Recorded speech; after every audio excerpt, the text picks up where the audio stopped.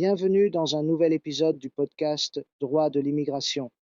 Je suis l'avocat Fabio Lo Cerbo et aujourd'hui nous parlons d'une décision récente du juge administratif italien concernant le permis de séjour pour travail saisonnier et le droit de l'étranger de participer à la procédure administrative.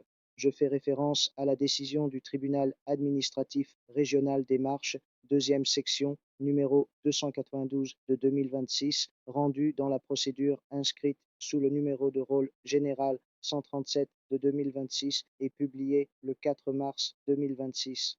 L'affaire concerne un ressortissant étranger entré régulièrement en Italie avec un visa pour travail saisonnier d'une durée de 270 jours. Une fois arrivé en Italie, cependant, il n'a pas réussi à signer le contrat de séjour avec l'employeur indiqué dans l'autorisation de travail. Pour cette raison, la questure a déclaré irrecevable la demande de permis de séjour pour travail salarié en attente d'emploi, considérant que l'absence de conclusion du contrat de travail constituait automatiquement un obstacle à la délivrance du titre de séjour. Le tribunal administratif n'a pas partagé cette position.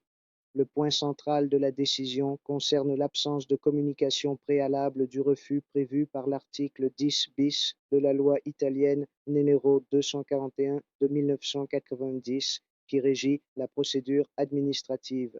Selon le tribunal, lorsque l'administration publique envisage d'adopter une décision négative comme le refus d'un permis de séjour, elle doit d'abord informer l'intéressé des motifs susceptibles de conduire au rejet de sa demande. Cette communication permet au demandeur de présenter des observations ou des documents afin de défendre sa position. Dans cette affaire, cette garantie procédurale n'a pas été respectée.